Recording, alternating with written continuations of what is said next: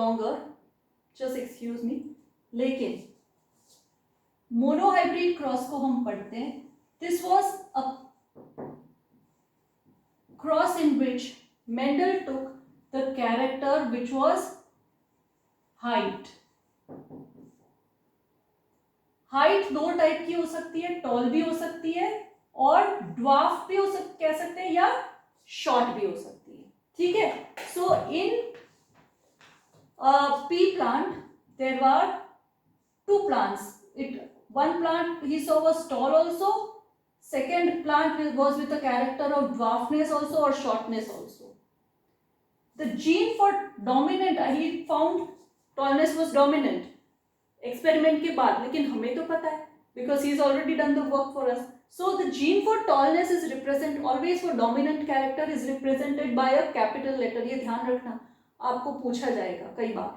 So by tallness you would be asked to formulate after experiment. After studying this you will understand. So for tallness by this and shortness by the same letter as a small letter. ठीक है. एक ही character की dominant recessive genes को एक character alphabet से denote किया जाता है. That alphabet is written in capital for the dominant trait and in small for the recessive trait. Mendel studied that tallness was dominant and shortness was recessive. So this is it. This was, and we are going to study how height is inherited from one generation to other generation to the third generation. So Mendel selected two plants. How would we get the seed? एक base ले करती हूँ. एक tall plant है, हमें next generation कैसे मिलता है? आइदर तो इसमें सेल्फ पॉलिनेशन हो जाए तब भी मिल सकता है, या इसको क्रॉस करवाया जाए with a tall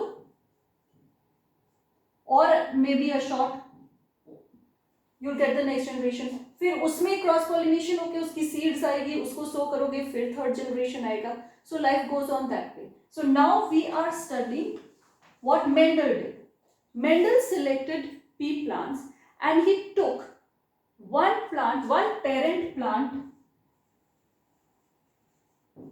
as the purely tall plant.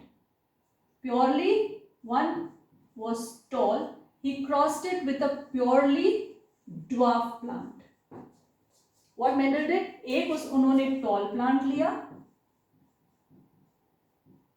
crossed it with a short plant, and when इन दोनों की क्रॉस पॉलिनेशन से सीड आया, उसको सो किया, तो he got another plant that was called the F1 generation. Then F1 में भी कुछ प्लांट्स आए होंगे, इनको सेल्फ पॉलिनेट कराया, what he sowed the seed, got the third generation, that was F2 generation. ठीक है. So this was how Mendel did. And Mendel ने एक प्योरली टॉल प्लांट लिया और एक प्योरली शॉर्ट प्लांट लिया. How he determined whether it was purely tall or purely dwarf? By going on generation after generation, he was going on like एक tall plant लिया और उनको पॉलिनेट सेल्फ पॉलिनेट करवाते ही गए till he did not get any time he did not get a short character. That means that plant was pure. dwarf को भी ऐसे ही self pollinate करवा के after 7-8 generations he got a purely dwarf plant. So in this, इसका अगर अपन genotype देखें, purely toll है तो both the genes कैसी होंगी? Both paternal maternal will be for tallness because purely है. इसमें भी both genes paternal and maternal would be for shortness. ठीक है. So ये वाला जनरेशन कौन सा है? Parent generation. So in parent generation purely tall was crossed with purely dwarf. अब नेक्स्ट जनरेशन आने के लिए कैसे आएगा? पहले तो इनके गैमेट्स बनेंगे, वो फ्यूज होने के बाद you will get F1 generation. So let us write down. And gametes, in gametes the genes or the alleles always separate out. ऐसा नहीं हो सकता ना कि एक गैमेट में दोनों आई कलर की चली जाए तो दूसरा गैमेट में रहेगा ही नहीं. सो एक ट्रेट की दो alleles they always separate out in a they always separate out in formation of gametes. So जब gamete बनेंगे, these are gametes. एक टॉलनेस वाली जीन इधर जाएगी, दूसरी इधर जाएगी, जब गैमेट बनेंगे तब। और गैमेट बनेंगे तब ही सीड बनेगी उनके फ्यूजन से, और तभी नया प्लांट आएगा। ठीक है, so we have written this. इसके भी गैमेट कैसे बनेंगे, one would go here, other would go here. ठीक है, now these gametes would fuse to give the F1 generation. So I can say this can fuse with this gamete also, it would give a plant like this. This can fuse with this as well, it would give a plant like this. ये वाला gamete chance है ना कि इसके साथ fuse करे तो ऐसे आएगा, और इसी के सॉरी इसके चांस भी है, इसके वी कैन नॉट से which will fuse with what, definite नहीं है, there are chances, so we have to take any can fuse with both. So there are chances of getting four plants आएंगे जिनका ये genotype होगा, right? This can fuse with either of this, not decided. This can fuse with either of this, not decided. So we get this kind of, there are possibility of this many plants. ठीक है, and इसको लिखने का तरीका is represented by the Punnett square. This is what you, देखो ये आप ऐसे लिख सकते हो, these are the plants of F1 generation. ठीक है, लेकिन better way of writing them is Punnett square. ये मेंशन नहीं करना, I am just making you understand. You draw square like this, you draw a square like this. ठीक है, and in this, sorry, in this what you do, इस generation के gametes को यहां लिख दो, मेल को, female you can write here, male and female अगर आप लिखना चाहो तो। इस प्लांट के गैमेट्स को आप यहां लिख दो, either thing, you can write this tallness here and shortness wala here, it can be either way, but this is what, this is expression of gametes and how this represents what kind of plant will be found in the next generation. This is a representation of this only, but here we have written, again I am writing, see I am rubbing this out and making you understand. To express what kind of plants we would get, we have written the Punnett square, जिसमें एक plant के gametes यहां लिखे, दूसरे plant के gametes यहां लिखे. Then we saw this first gamete can fuse with this. There would be a plant with this genotype. This with this, right? This only can fuse with this. इस plant की genotype हमने यहाँ लिखी. फिर हमने next इसका gamete देखा. This can fuse with this, तो ये जीनोटाइप वाला प्लांट आएगा. This can fuse with this, तो ये जीनोटाइप वाला प्लांट आएगा. ठीक है? So this is what F1 generation.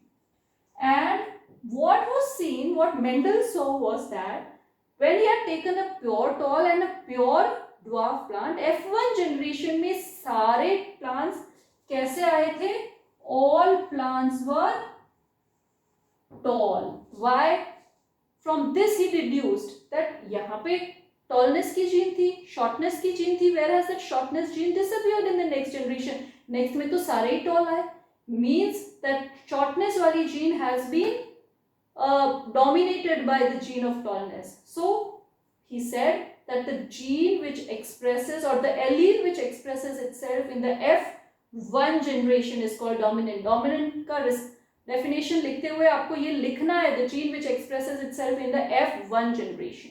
ठीक है, is dominant. So he said tallness gene was dominant because he got all the plants which were dominant, which were tall in F1 generation. Is that clear?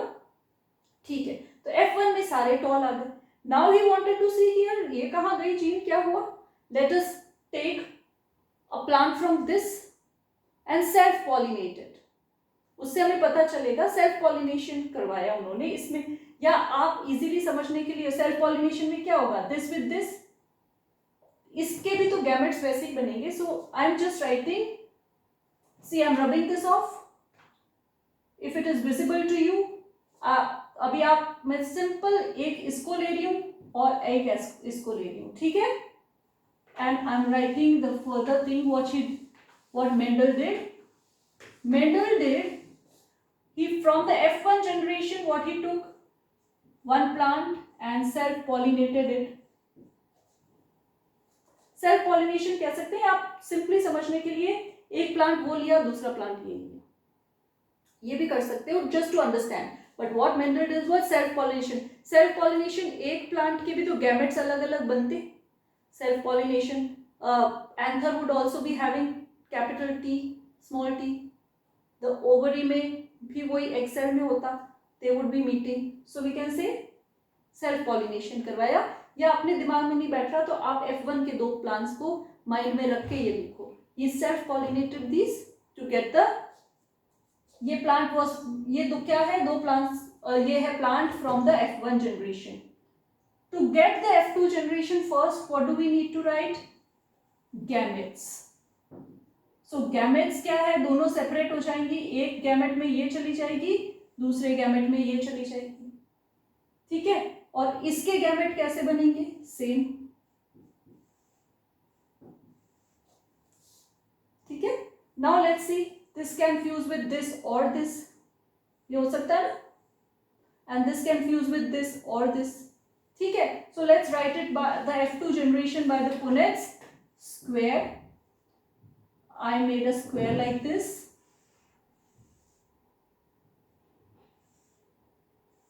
And what did I write? I wrote the gametes of plant 1 here and the second one I wrote here. ठीक है, या anther के gametes, Excel के gametes वही fuse होके बनाते ना, तो उनको हमने ऐसे लिख दिया, एक का यहां लिखा दूसरे का यहां लिखा. ठीक है, so now what would we see, this capital T with, if it fuses with this, the plant would be like this. This if it fuses with like this, it would be this, right? अब मैं इसकी बात कर रही हूँ, ये gamete अगर इस गैमेट के साथ फ्यूज होता है तो भी यही आता है. I have written the dominant first. ये अगर इसके साथ फ्यूज होता है तो ऐसा प्लांट आने की chance. So what Mendel observed in the F2 generation, ये प्लांट कैसा दिखेगा, tall. ये plant tall. Why? Because tallness is dominant. ये अपने आप को एक्सप्रेस नहीं करती. This also again tall. लेकिन इसमें क्योंकि tallness वाली जीन ही नहीं आई, it was left somewhere in fusion of gametes. This both dwarfness वाली जीन आ गई, तो ये प्लांट कैसा दिखेगा, dwarf दिखेगा. So Mendel observed that 3 plants were tall. Out of every 4 plants, 3 were tall and 1 was short, or I can say dwarf. 1 was dwarf. ठीक है, तो इस रेशियो को मैं कैसे लिख सकती हूँ, 3:1 हुआ, tall and short. ठीक है, और ये कैसे, 3 प्लांट tall नजर आ रहे थे और एक dwarf नजर आ रहा था. So what do I say, this ratio is what? It is the phenotypic ratio. Physical appearance वाला रेशियो जो है वो है, एक 3 टॉल है और 1 शॉर्ट है.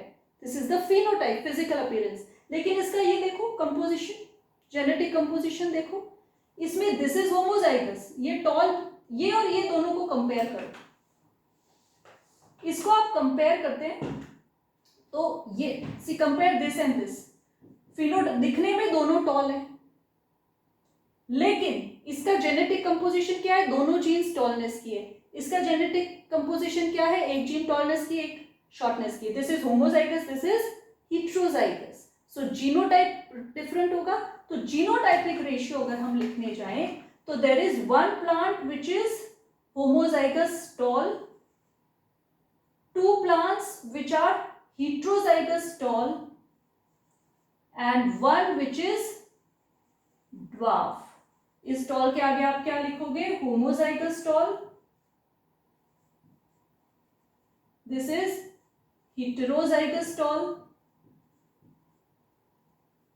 This is dwarf. So what is this ratio? This is the genotypic ratio. So phenotypic and genotypic ratios are different. Phenotype ratio 3:1, ये याद रखने, 3:1 phenotypic ratio, 1:2:1 जीनोटाइपिक रेशियो, ठीक है। और ये याद करने मोनोहाइब्रिड क्रॉस, दिस आपको याद हो गया होगा, मोनोहाइब्रिड क्रॉस में in the F2 generation ratios are always seen in the F2 generation. F1 में डोमिनेंट कैरेक्टर्स एक्सप्रेस हो जाते हैं, रेशियो F2 आता है तो आपको पूरा लिखना है, पेरेंट लिखना है, फिर गैमेट्स लिखने हैं, फिर F1 जनरेशन लिखना है, उसके बाद F1 के गैमेट्स लिखने हैं और फिर F2 जनरेशन लिखना है। F2 में आता है रेशियो, जिसमें मोनोहाइब्रिड क्रॉस में phenotypic ratio, physical appearance, 3 plant tall थे, 1 शॉर्ट था, सो 3:1। जेनेटिक कंपोजिशन जीनोटाइपिक रेशियो 1:2:1 था, because 1 was homozygous tall, 2 were heterozygous tall and 1 was homozygous dwarf, ठीक है। So from this he got the ratio which is phenotypic and genotypic for monohybrid cross। बहुत पूछे जाते हैं, ये याद करना है आपको, ठीक है। So this was the experiment which Mendel did to study the height of a plant, ठीक है। Hope this is clear to you। नहीं है तो अपन लाइव क्लास में और समझ जाएंगे, बट आप शांति से माइंड में एक एक सेंटेंस समझ के जब आप करोगे ना, it is easy, you will understand it. Monohybrid cross क्या है? Experiment done to study the height, to a parent generation जिसमें एक प्योर टॉल था, एक प्योर शॉर्ट था, क्रॉस किया, उनका जो प्रोजेनी सन और डॉटर आए, वो 4 टाइप के प्लांट्स हो सकते हैं because of the gametes. F1 generation था वो, F1 में सारे टॉल आए थे, सो मेंडल वंडर्ड कि वो रिसेसिव वाली जीन कहाँ गई, so he self pollinated the F1 generation and got the F2 generation. F2 में उसने देखा कि दिखने में हर 4 में से 3 टॉल थे, 1 शॉर्ट था, दैट वाज फिनोटाइपिक रेशियो 3:1। लेकिन उसने जब जेनेटिक कंपोजिशन सोचा तो he found that by the Punnett square that 1 was homozygous tall, 2 were heterozygous tall and 1 was homozygous short, so the ratio was 1:2:1। so this was monohybrid cross। next time upon dihybrid cross पढ़ेंगे, लेकिन इसको children लिख के समझना है। एक बार ये समझ जाओगे तो इजीली dihybrid cross आ जाएगा, otherwise you will get confused with the number of letters because dihybrid में 2 कैरेक्टर आ गए, ठीक है। so please study well, very important chapter. इसको लेक्चर को एक बार और देख के समझना, write down the monohybrid cross. Till we meet next time, study well, take care of yourself. जो भी डाउट है आप मेरे को पूछ सकते हैं। Thank you for listening.